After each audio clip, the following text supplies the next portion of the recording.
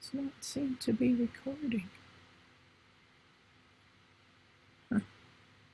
Well, I hope it's recording. Sorry. Okay. So, no questions? We're all good on equivalent exposures? Take that as a yes. So we talked just briefly, I think, about the modes that your camera has, assuming you have either a hybrid camera or an SLR. And generally they'll have these letters, MASP, M for manual, A for aperture priority. Sometimes some cameras will say AV for aperture value. S for shutter priority. Some cameras will say TV for time value, which is the same. P for program, and then an auto mode. The program and auto modes do everything for you, so you have essentially no control over the image. Manual is the opposite of that. In the manual mode, you have to set the aperture and the shutter speed and the ISO. The light meter, of course, functions, and it will tell you whether or not you're exposing correctly, but it won't fix it for you if you're not. You have to do that.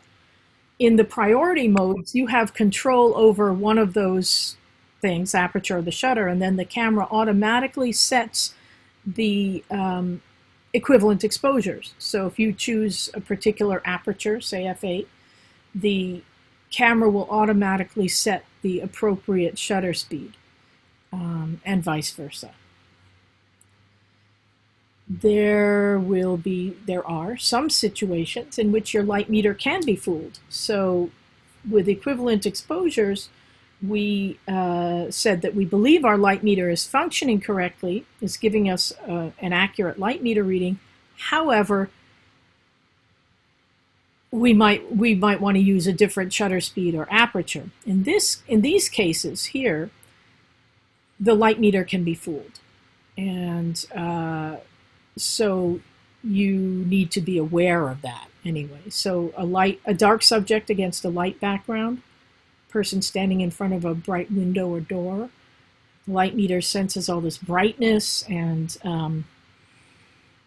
says, it's too bright, let less light in, and so it will expose for the highlights, and that will throw the subject into silhouette or shadow.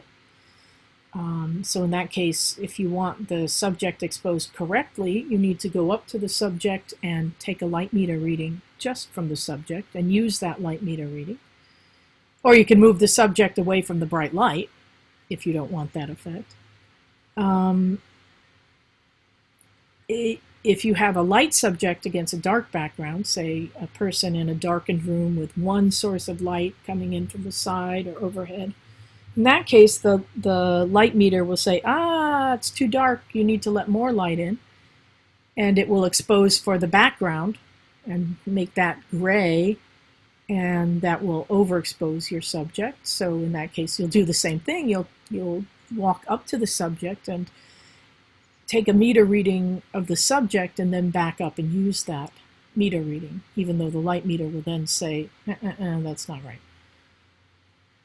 If you have a light subject against a light background, say a white dog in snow, the light meter will want to underexpose that slightly. It senses, again, all this brightness, and so that's something to be aware of. And again, with digital photography, the nice thing is that you have instant feedback, and you can check and see what you've gotten. But in general, many cameras deal with snow as just a really bright area rather than knowing what it is and wanting it to be bright but with a little texture. So it's something you should be aware of. Just as having a dark subject against a dark background. So for example, like maybe my hair against something like that. In that case, the light meter would say, it's too dark, and would overexpose everything. So you want to be aware of those situations. The light meter, the camera doesn't handle high contrast situations well, where you have bright highlights and dark shadows. It can only expose correctly, make one exposure. And often it will choose a kind of in between, which often works, but sometimes it doesn't. So many photographers employ bracketing, which is something that you do to ensure that your image is properly exposed. And you can read this, but with bracketing, you will make 3 frames of the same situation using 3 different exposures. So in the first frame, you do what the light meter says is correct. The second frame, you overexpose relative to that. And in the third frame, you underexpose relative to that. So you need to be either in the manual mode or you need to override the light meter in some way, which we'll talk about in a moment. So bracketing does not use equivalent exposures. You purposely over and underexpose. So I started with the same example, a 60th of a second at f8, and I called that n for normal. And then I changed the shutter speed here on the left from a 60th of a second to a 30th of a second, so I'm letting twice as much light in. And I kept the aperture the same at f8. So now I'm overexposing by 1 stop, and I call that a +1.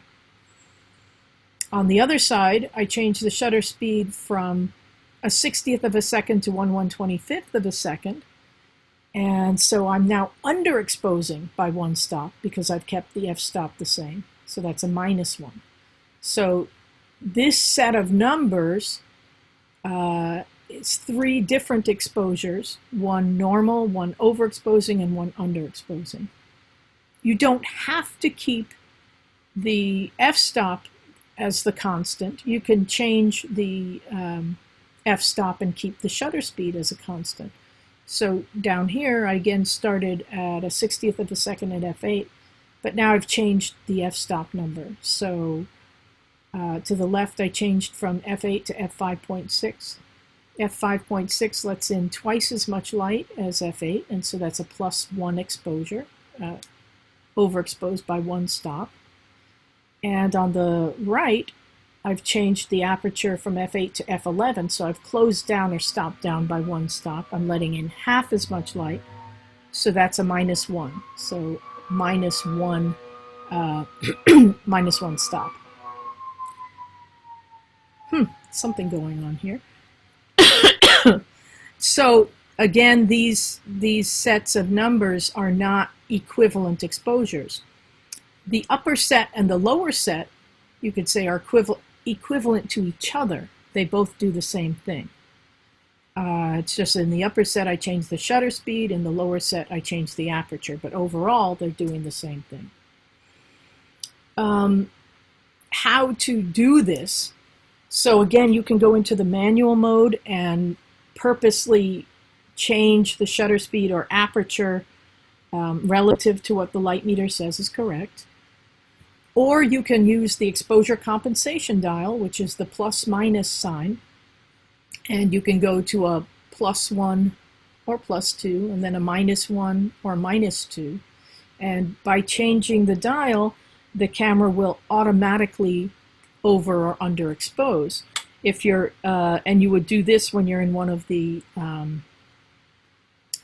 priority modes, aperture priority or shutter priority. So in this way, you don't have to be in the manual mode, but you can change the exposure in the in one of the priority modes, where normally the camera wouldn't let you expose incorrectly. This will allow you to do so.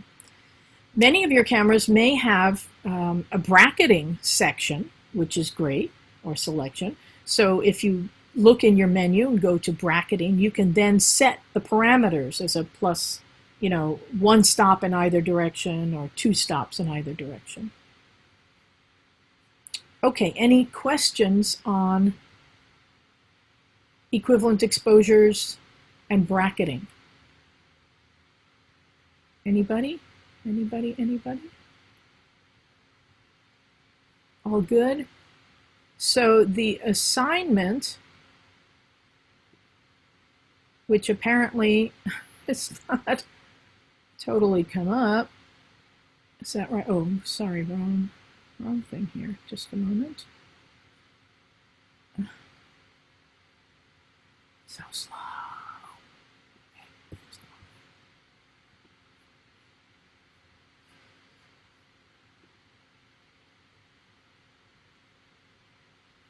That's not right either. So sorry.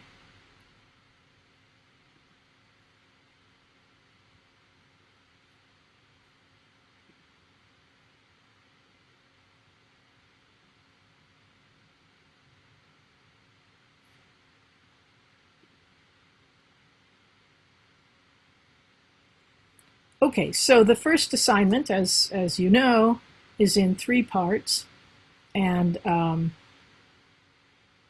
the first is ISO. So I want you to put the camera into one of the priority modes, locate the ISO control on your camera, find a situation where there are hopefully large areas of similar tones. So, you know, the sky and the ocean, or something like that. Not something really, really intricate where there are lots of different things and lots of colors. It's just harder to see what I want us to see, and that is the change in the quality of the image as we change the ISO rating. So I want you to make as many images as you have whole stop ISO ratings. So these are the ratings that I gave you. Those are the ones I want you to use. Your camera probably doesn't go down to 50. It may or may not go to 100. It very well may go above 6,400 to 12,800 or 25,600 and so on. So don't make every single in-between ISO rating an image, because you'll end up with like 50 images. And I want you to end up with maybe 8, or roughly that. The images should be the same in terms of exposure, because if you're in the one of the priority modes, the camera will compensate for your having changed the ISO rating. Okay.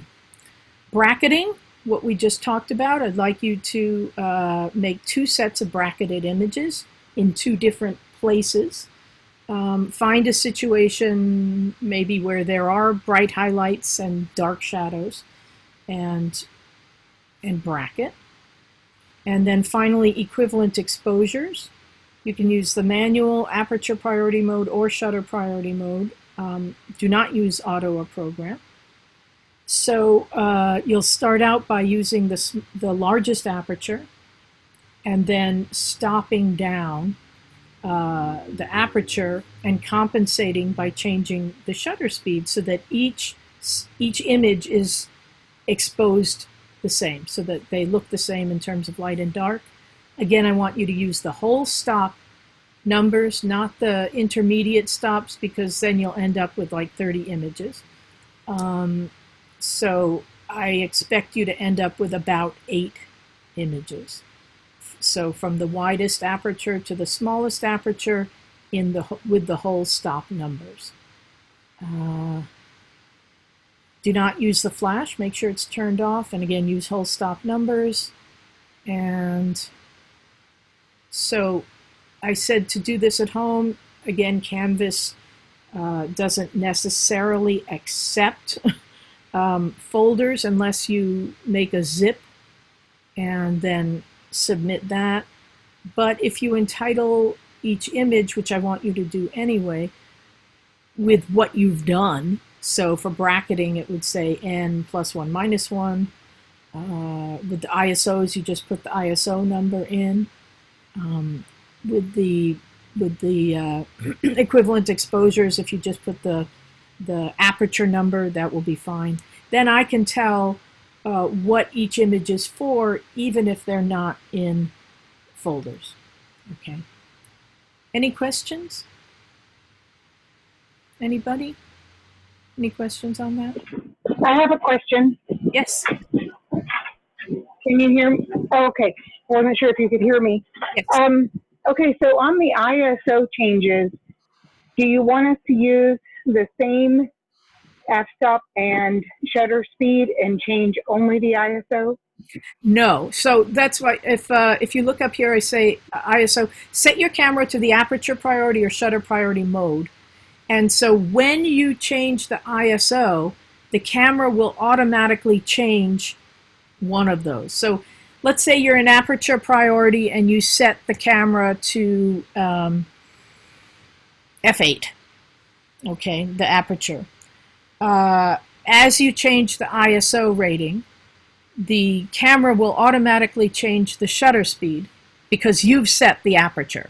So that won't change. So the camera will automatically change the shutter speed as you change the ISO.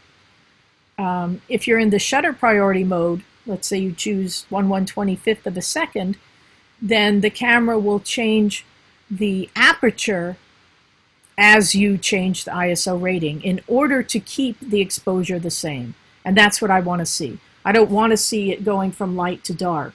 I want them all to be the same. Does that make sense? Yes, that's clear. Thank you. Good. Any other questions? Anybody? Anybody? Is there anybody in there? No. Okay. So, okay, I have a question. Because Yeah. I'm looking, I did take some pictures, just haven't, but, because I know I did it in each one of the settings and I thought it would just change, but mine did go from like dark to light.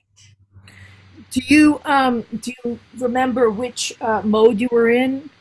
I think it was the AV mode. So from what I thought was, you said it would change, or it would keep whatever like the aperture was, and I would just change the ISO. But it went from dark to light. Well, it also depends. I should have mentioned that. Sorry. Where you start in terms of the aperture. So I started at at like the 100. So like my aperture, or my ISO only goes from like auto to 100 to 6400. okay, so right. But the AV, I didn't set it. I thought you said it automatically sets it. The ISO?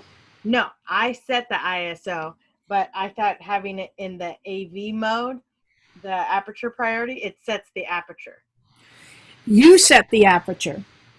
And I don't know what in the aperture priority mode, you have the choice of the aperture. Oh, And then the camera will automatically set the shutter speed. Right. Okay. So the aperture will stay the same, and the shutter speed will change as you change the ISO. Because when you change the ISO, the light requirement changes. Because that's all I was actually changing was the ISO. I never set anything else. So it used it was the same for myself as well. Go on. All my images, they pretty much went to standard kind of regular looking image to an overexposed as I went in. I mentioned I had an issue with mine because on certain cameras like mine, the Nikon D3300, it had that ISO sensitivity on in there, and those were all the same, but it also didn't change the ISO when I look back at it. Yeah, I saw the same when I was able to disable that, is all of my images slowly just got more and more overexposed.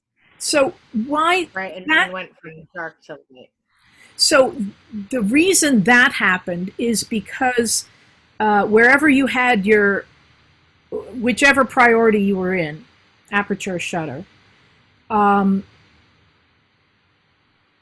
as you change the ISO, if you were especially at like the wrong extreme, so let's say you had the ISO set to 100 and the aperture set to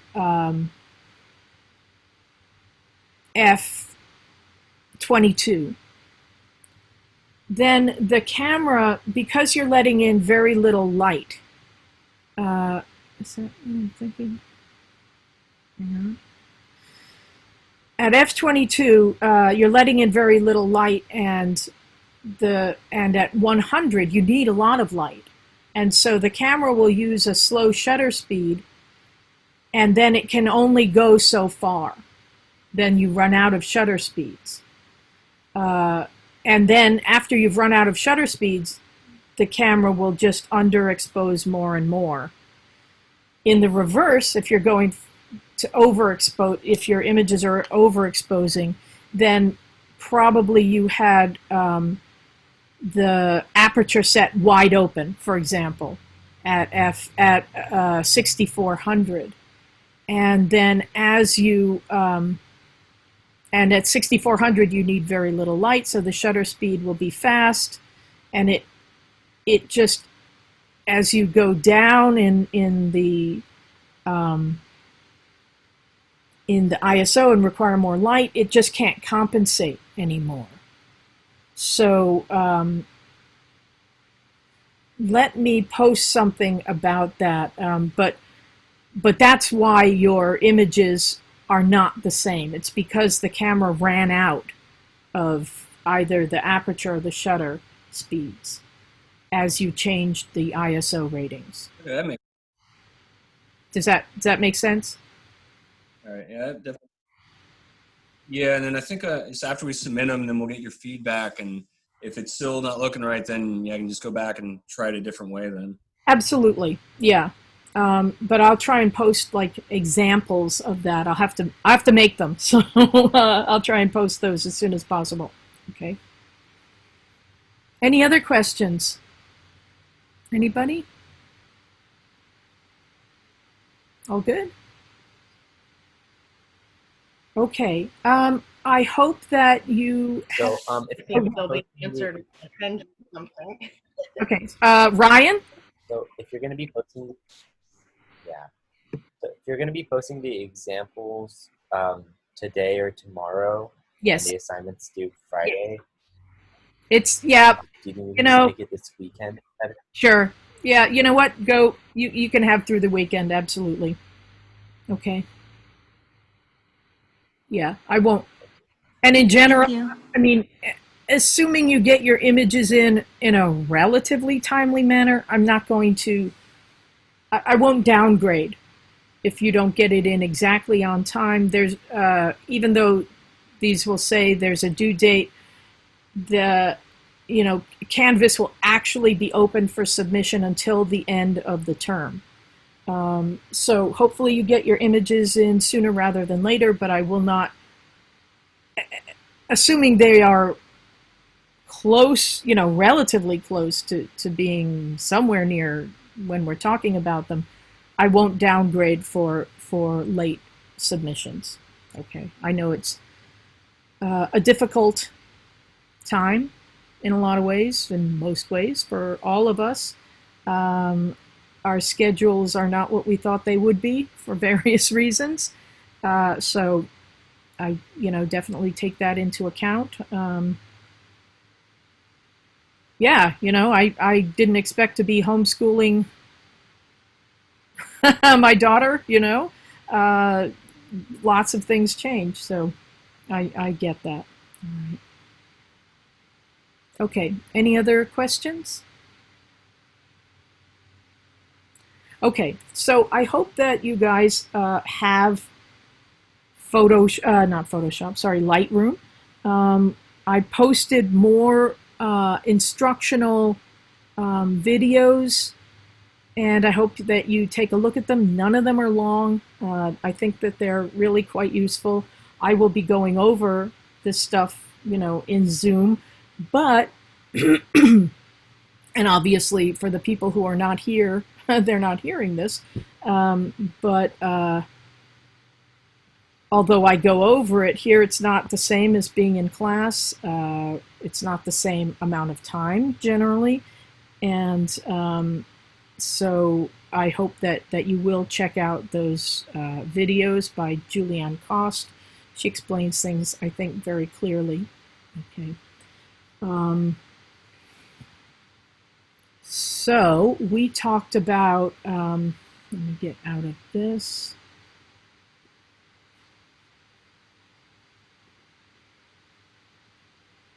Get into Lightroom.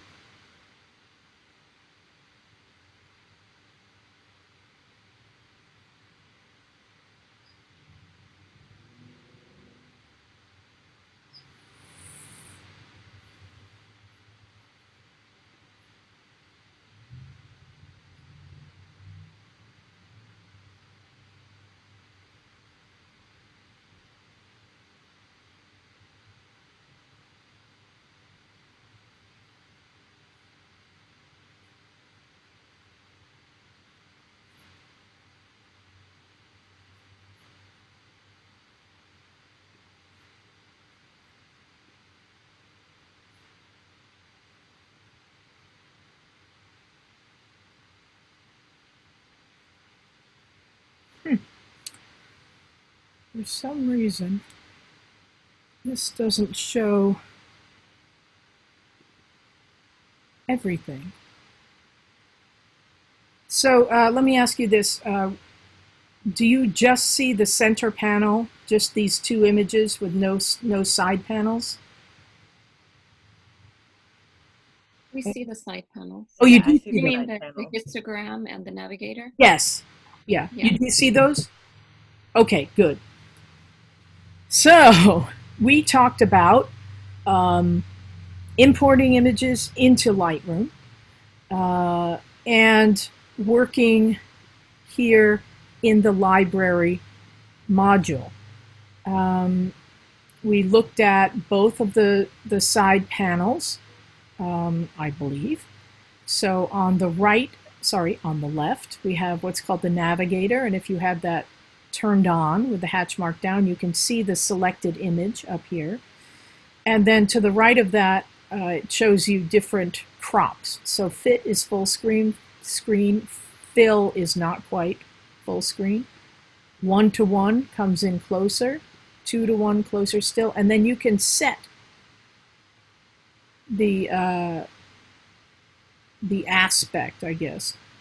So I can go 3:1. I can go up to or down to 8:1, which is very close in, and you can see the pixels. I can also back that out and go 1:2, which is essentially full screen. Okay. So that these allow me to isolate certain areas, and then I can move this around within the navigator, so I don't have to scroll here, which is what you would do using. In my case, I have a trackpad. You can move around. You can more quickly go to a place, that you're interested in by moving around in the navigator window. Below that, again, the catalog. So that's where we keep our images. We made our catalog, and it's stored in one of those two folders that we made within our Lightroom folder. So all the photographs show here, and then the previous import will show here. Below that, folders. So this shows where I am, where these folders are located on, in this case, on my hard drive. And below that, collections. So we can make collections, that is sets of images depending on whatever we want. Subject, color, date, place, person, whatever you want to define it by. Ratings. So ratings you've given the image in terms of stars.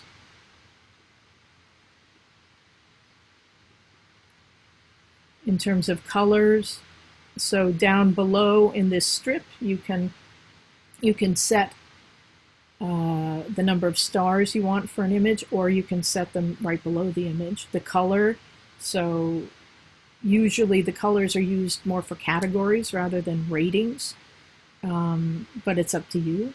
So I tend to use green for images that I want to work on in my work, red for really good images or ones that, in this case anyway, I really like.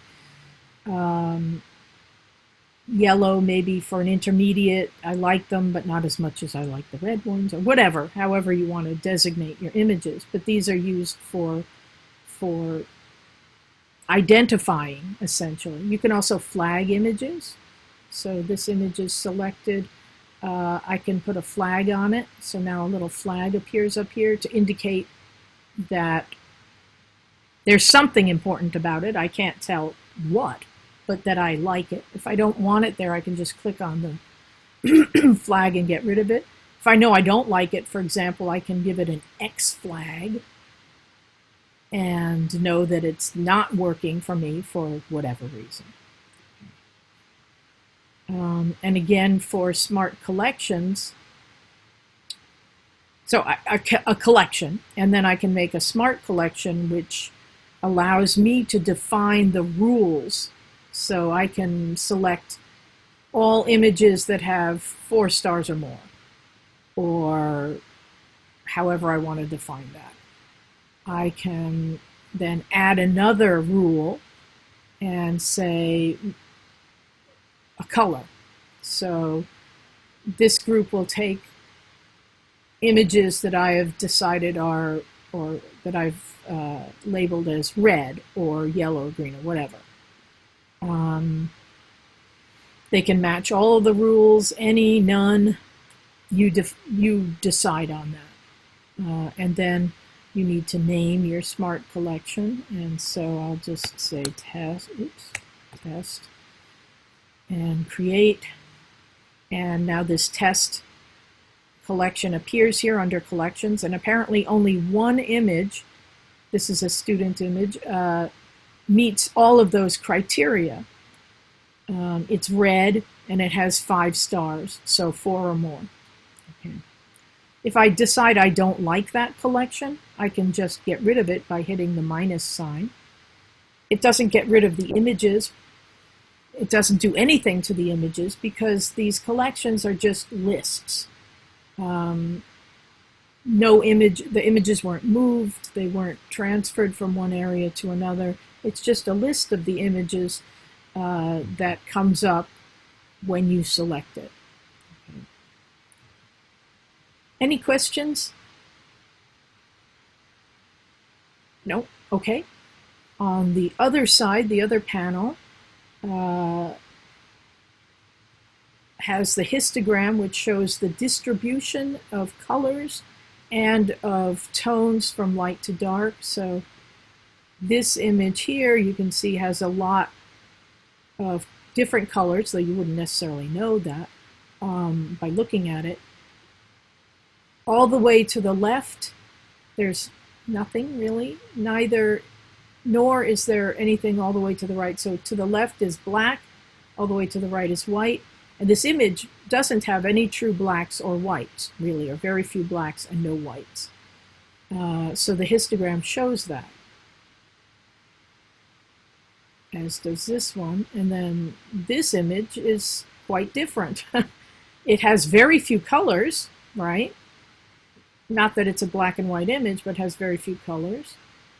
This one is loaded with reds, so you see that spikes in the red area. This image has a lot of yellow, as you can see.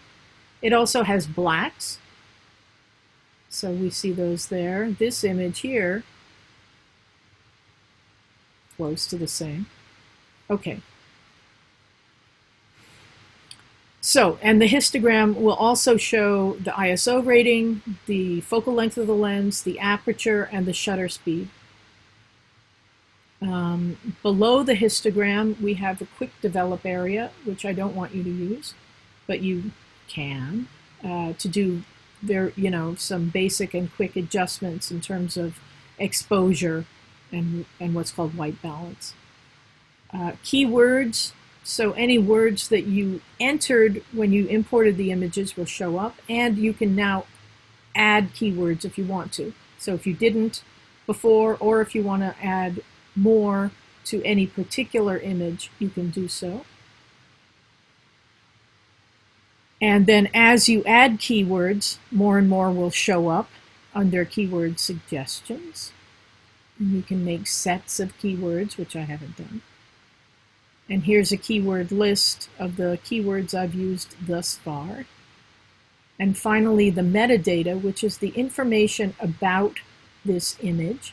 And so I want you to set the metadata to EXIF and IPTC. So there's a pull-down menu. You have all these choices. This one will show the most information about your image. So as we said before, each image file contains all of the information about the image. So if you had it in a folder, that will show the file size, the type. So this is a JPEG.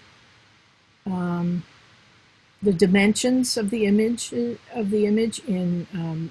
pixels. Oops, that's not what I meant to do. Sorry.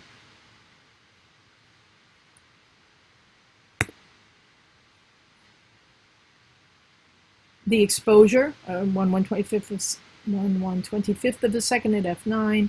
The exposure bias, so that means if you over or underexposed using the plus minus button that we talked about. The flash says did not fire. Exposure program, shutter priority, the metering mode, the ISO, the focal length, the lens that was used, when it was made, the date and time, the camera that was used, the serial number of the camera, and if there's more information, it will show that too. Okay. So that is the library module. And again, this is where we import images. This is where we organize them. What's this last? Okay. So we can then choose an image to work on or a set of images to work on. And then we go to the develop module. Before we do that, however, I want to talk about how we view the images in terms of the grid mode, which is this, that is showing all of the images, or what's called the loop mode, which shows just one. So I hope that you have Lightroom open, but if not, follow along anyway. So I've selected this one image. It has the information about it up here, the file number, the date it was made, the time, and then the settings, some of the settings.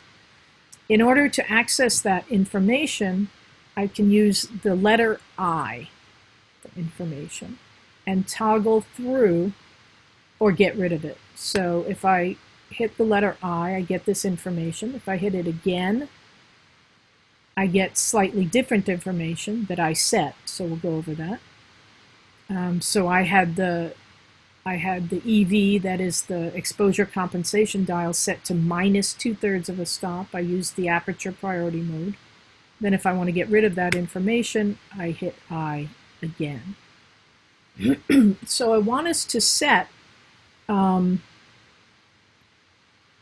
the settings for these views. The grid view, which is seeing all of the images in this case in this folder, and then the loop view, which is isolating or looking at one image. So if you double click on one image, it will open it up. If you double click on it again, it goes back to the grid view. You can also use this icon down here, the grid, to get back to the grid view. And the single rectangle to get to the loop view.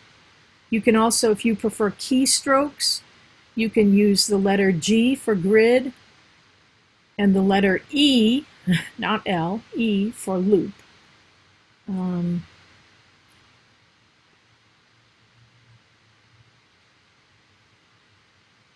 So, sorry. Under view, so at the upper part of the frame of your screen, for Lightroom, we have the pull-down menus, and you go to View, and down towards the bottom, go to View Options, Command J, if you like that. And then this window opens up. It says Library View Options, and you have two choices, Grid View and Loop View. And so I want us to set this so that we have certain pieces of information available to us. So in Grid View, this one's important. You want the first thing that says Show Grid Extras set to expanded cells. So you have two choices, compact cells and expanded cells. And I want you to set it to expanded cells.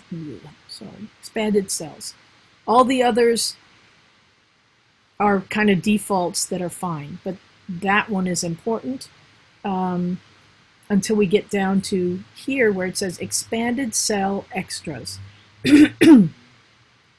So show header with labels, yes. And all of these allow you to set certain pieces of information. And the one I like best is Common Photo Settings, because that shows almost everything. The aperture, the shutter speed, the ISO, the lens, and so on. Cropped dimensions, fine. So all of these allow you the same choices. And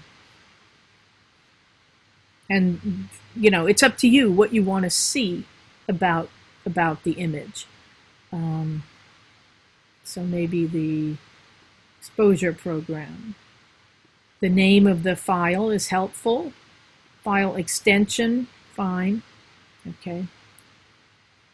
And then up here at the top again, go from grid view to loop view.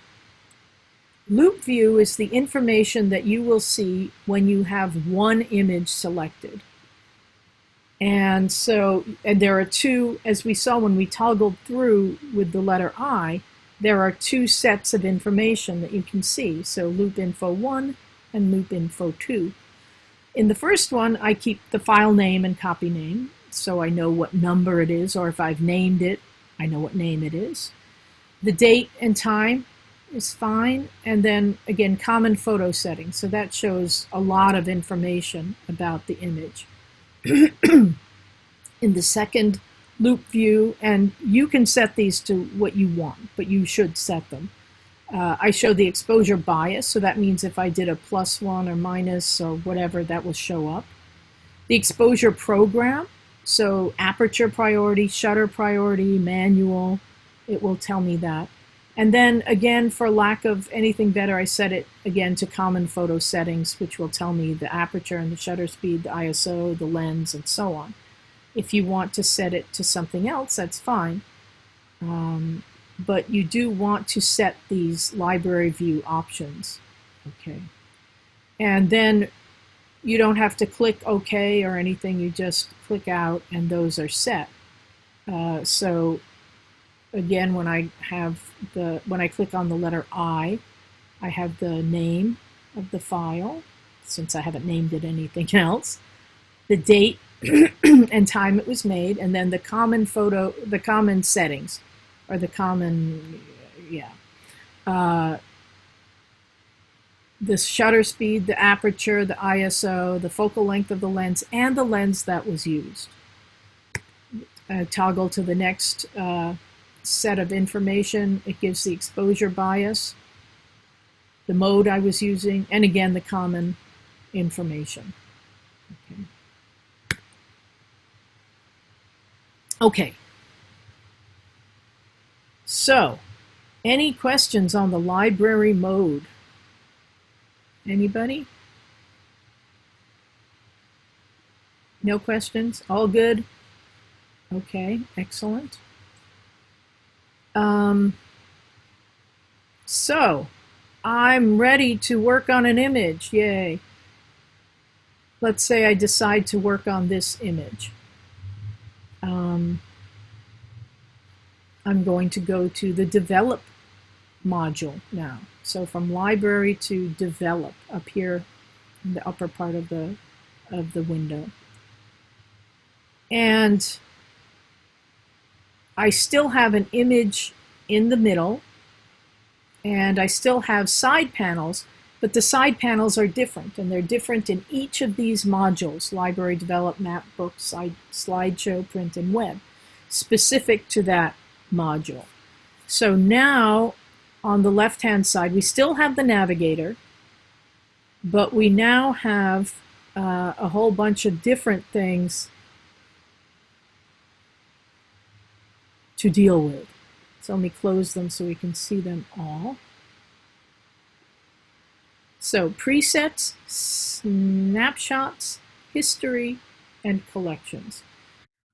So we have access to whatever collection we're working in.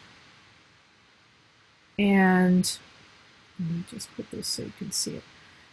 So there will be like a slideshow at the bottom of the screen. And as you run your cursor over the images in that slideshow, you can see in the navigator, the image changes. Now, because I have one selected, the main image won't change. And you can see down here, that one is white. So it shows that it's selected. In the Develop module, you will not see the catalog and the other collections or whatever. All you'll see is whatever your image happens to be residing in. Okay. So it's in the Library module that you look at different images and decide which ones to work on. You then go to the Develop module to actually work on it. So again, on the left, we have these four different areas. The first is presets. And I don't want you to use those yet anyway, because they do things for you automatically that I want you to do using Lightroom. But there are these preset effects. So for color, creative effects, effects in black and white, and they are kind of cool, and you might want to play around with them, just not necessarily to hand in for, for the class. So natural, bright, high contrast and detail, vivid, matte. In creative, desaturated contrast, so you can see most of the colors, not that there are so many, but they've decreased. They're very dull. Cool light, which means blue has been added. Turquoise and red has added turquoise and red. Soft mist makes it kind of a little more dreamy. Vintage instant, so you have these different effects that can be kind of fun. Warm, flat and green. Red lift matte, warm shadows. Aged photo, which means it just faded weirdly. And then black and white, different black and white settings. High landscape, high contrast, so black, blacks, and white, whites. Punch, low contrast, much more gray. Flat, soft. Infrared, so as if you had set it into infrared, which we'll talk about next week or the week after. Different toners that used to be used for black, well, some of them still are, for black and white prints. Selenium, sepia is a brown tone. Split tone, so you have the highlights and shadows, it's different. Again, I don't want you to use these for assignments, but of course you're welcome to fool around with them as much as you want, that you can have a lot of fun with them.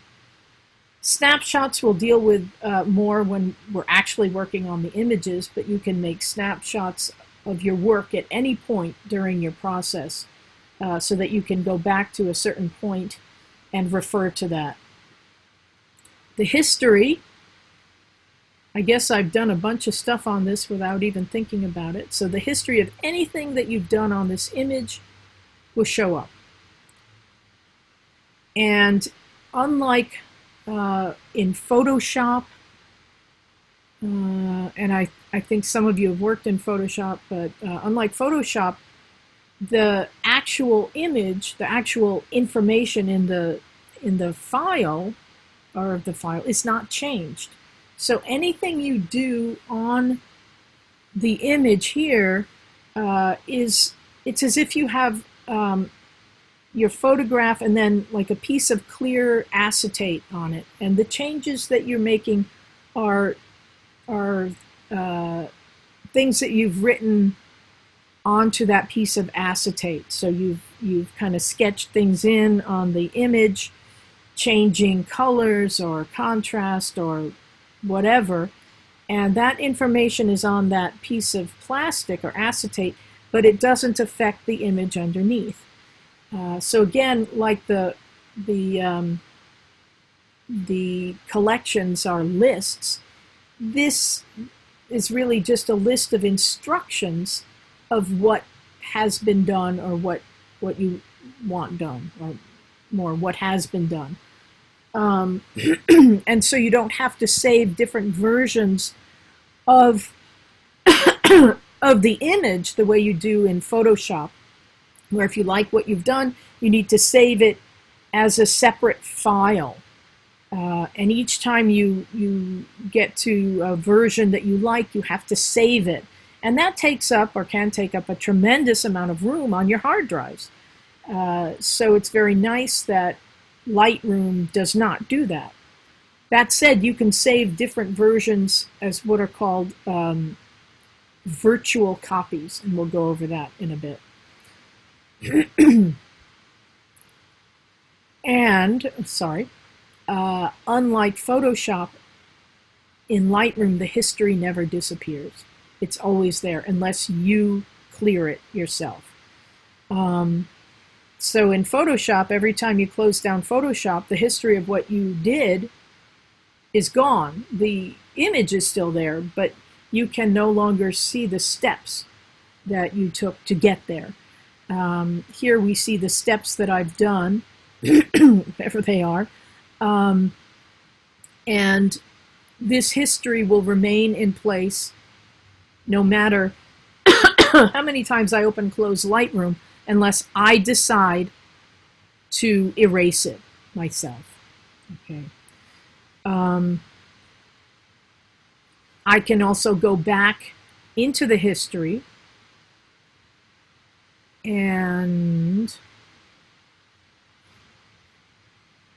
you can see the image has changed because I went back to a point in the history before I had done work on it. So as I go through the different steps, I can see the differences in the image. Some are more subtle than others, but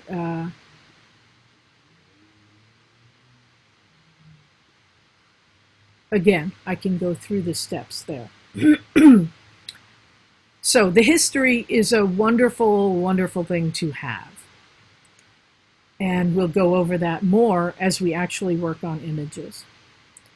Below history, finally, is this thing that says collections, and that allows me to see the collections that I can see also in the library. I can't see, again, everything. I can't see the catalog and folders and so on, but I can see the collection if I want to. Any questions? Anybody? No. Okay. Here comes more good stuff, in my opinion. So on the right-hand side of the right panel, we again have a histogram that shows us the distribution of colors and tones from light to dark. If we bring our cursor down, we again get the basic information about the image. If we keep the cursor up in the histogram, it just says exposure and then where we are. So to the left, blacks, then shadows. The midtones just say, it says exposure. Highlights and whites. Okay. And then below this, we have all of these control sections.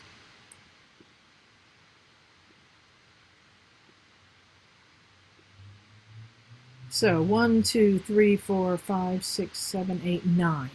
Basic, tone curve, HSL color, split toning, detail, lens corrections, transform, effects, and calibration. Most of the work that you're going to do in terms of light and dark, adjusting certain areas will be done in the basic area. And we'll go over that in a few minutes in greater detail. But the first thing that I do is to go to, sorry, not transform, lens corrections. And you know what, let me go to an image that I've not worked on. Something with more color too.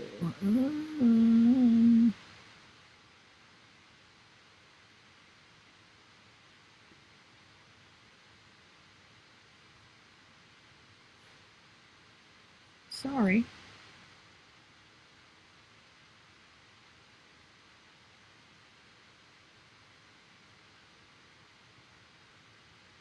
Huh. Well, all right. Let's try that one. So that's a little too dark, and we'll work on it. But I go to lens corrections, and the first thing that I have here are these two check-marked things. The first says, remove chromatic aberration. And what that does is, if there are any areas where the colors they got distorted for some reason, this will take care of that, in part. I don't see chromatic aberration in this image, but that's okay. I'm going to check it anyway, so that if there is some, it will be taken care of. And then under that, it says enable profile corrections. And check out what happens when I check this. The image changes subtly. And so this is how I shot it. But when I check enable profile corrections, Lightroom accesses information about this particular camera and specifically about the lens. And it corrects for any known problems or aberrations. And so notice that when I don't have this checked, the lens profile is grayed out.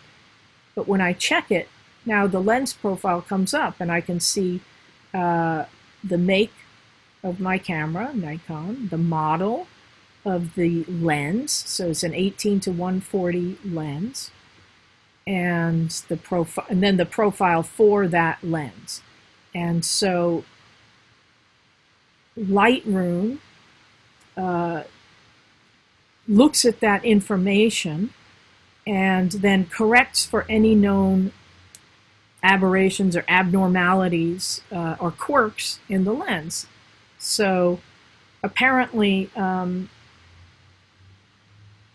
there's a little bit of a concave effect that the lens has, that when you correct for it, it kind of pops out the middle a bit. Okay. Now you may end up liking the original better, and that's fine. You don't have to correct for it. It's up to you. But do check remove chromatic aberration. So I'm going to close that just so that it doesn't get too bogged down with information. And then I'm going to go if I need to something called transform. And this allows me to manipulate the image, let's say, that's a terrible exposure, but that's okay. You can see that I was looking up and the trees are kind of going back in space. And let's say I don't want that effect, and I'm sorry, this is so irritating, I just have to lighten it a bit.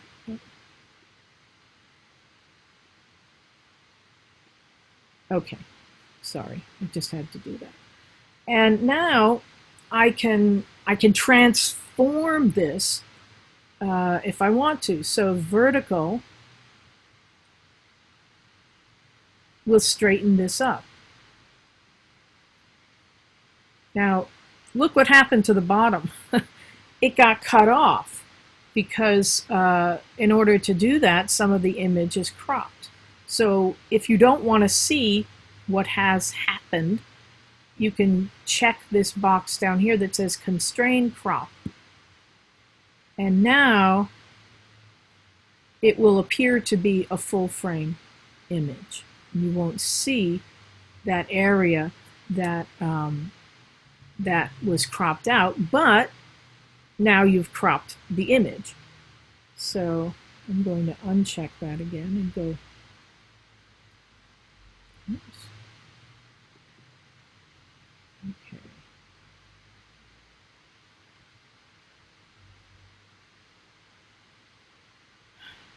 Man.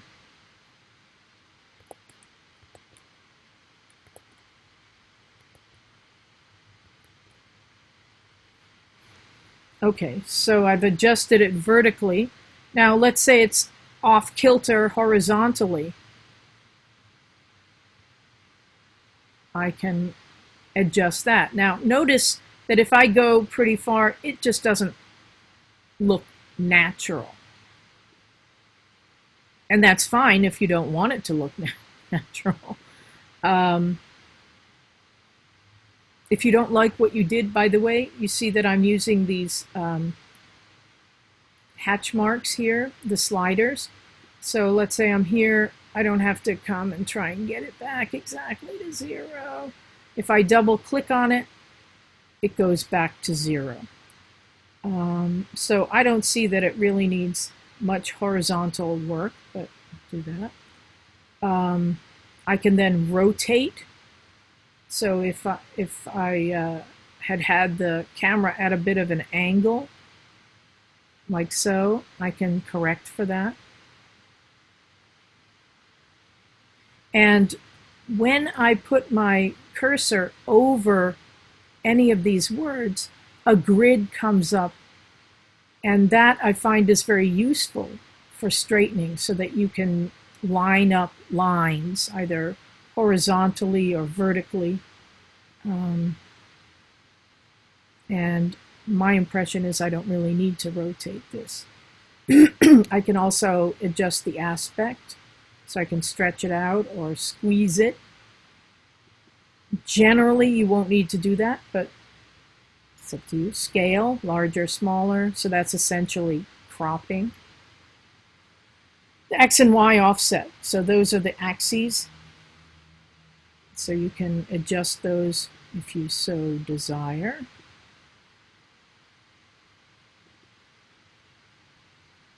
I kind of like to see what I'm doing, so I don't check Constrain Crop until the end.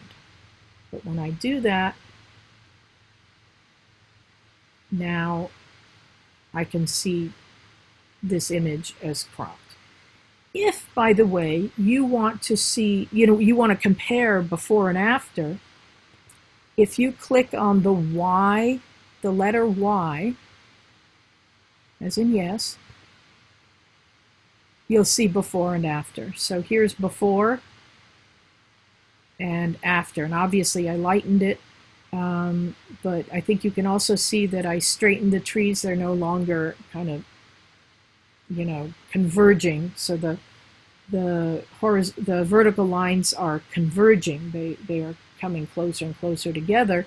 And I corrected for that by using this vertical transform. So that is something you can do. You certainly don't have to do it immediately. That's up to you.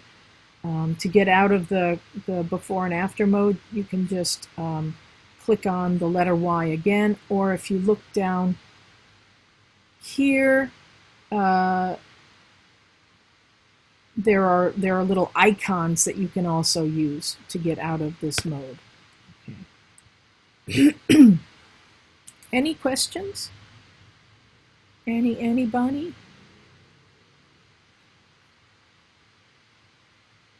Okay, so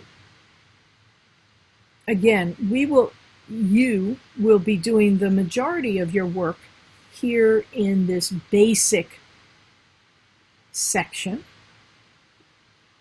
There are also tools up here that we will make use of, that we'll make use of a lot.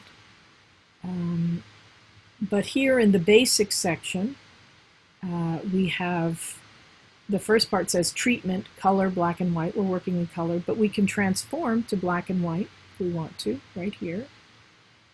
And when we do that, the profile changes. So we're working in Adobe Color, but if we go to black and white, it changes to Adobe Monochrome. White balance is something we'll discuss in 2 weeks' time, I think. And that is how the image appears depending on the lighting situation in which you are photographing. Daylight, inside, or under shady conditions, and so on. So we'll go over all of that. Excuse me.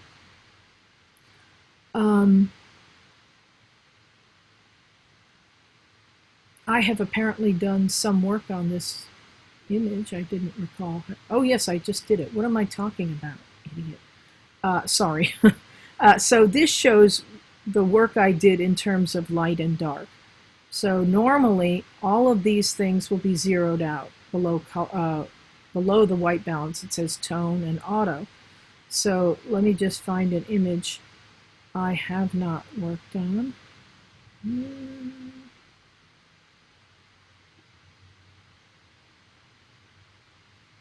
That's probably fine.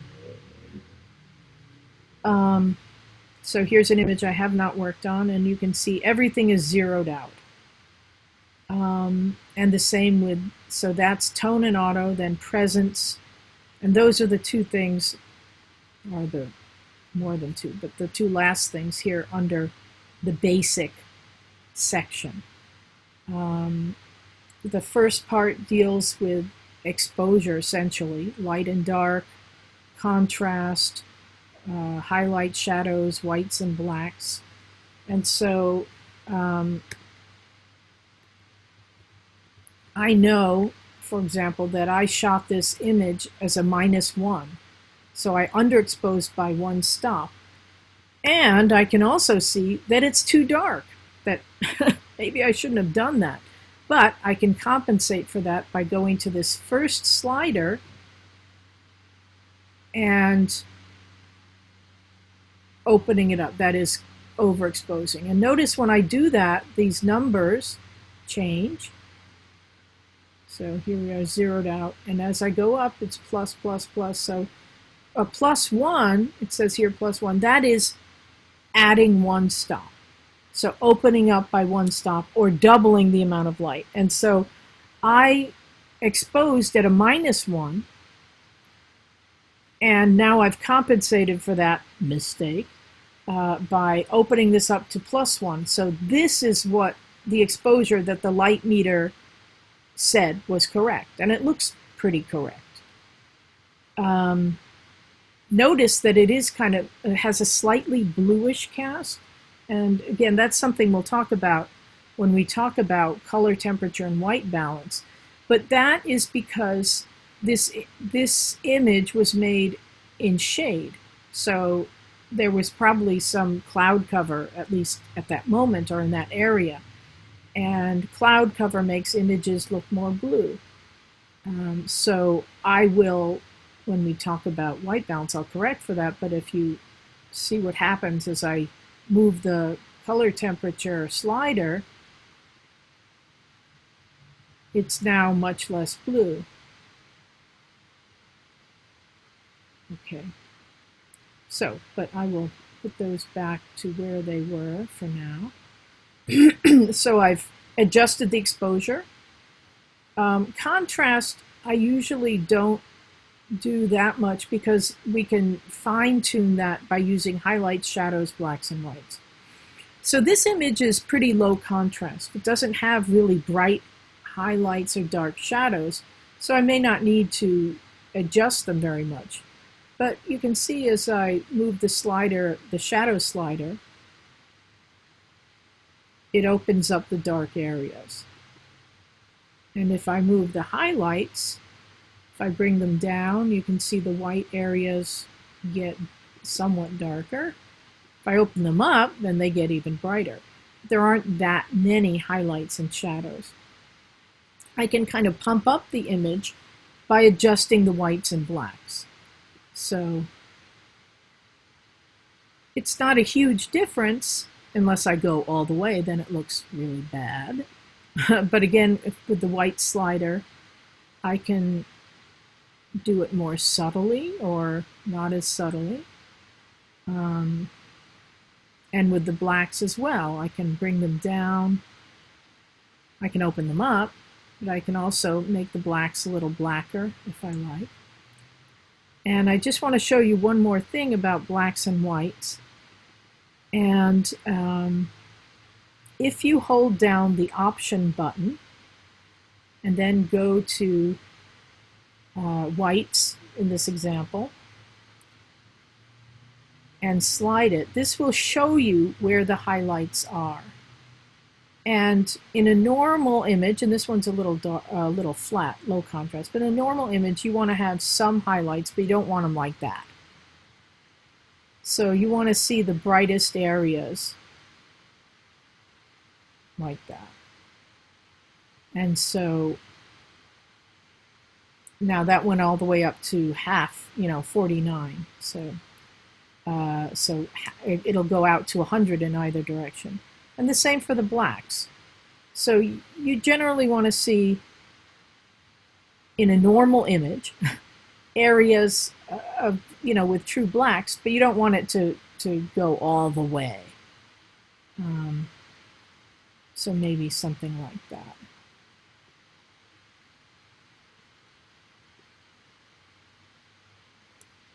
And now my highlights are a little bright maybe, so I can move the slider and bring them down a bit.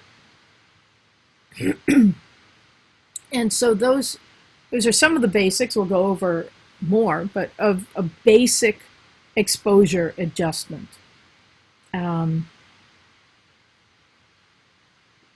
is that? Huh.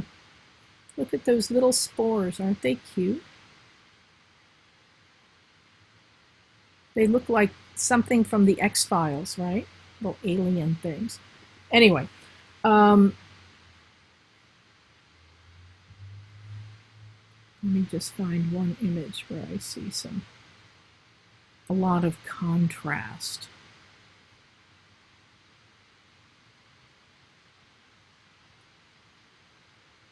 No, I guess I just didn't go for contrast in these images. Excuse me.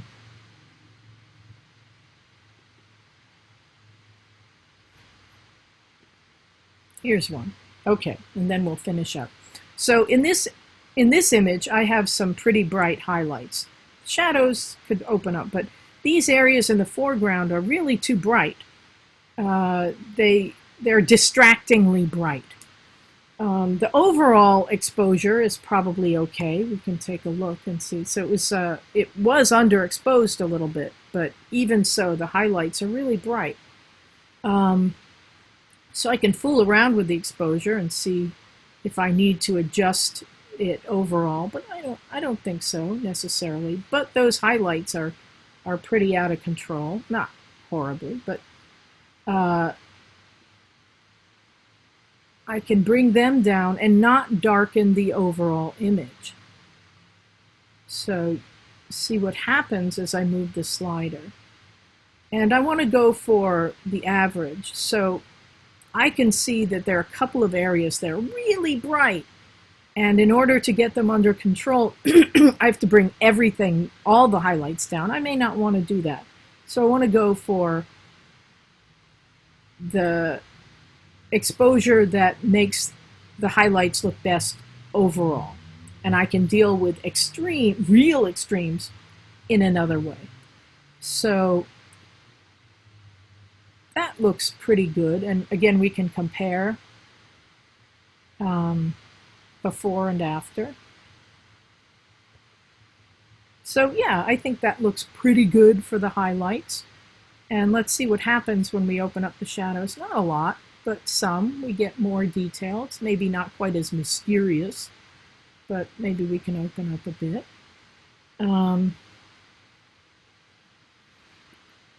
We can open up the whites a bit, and that gives it a little more contrast, essentially.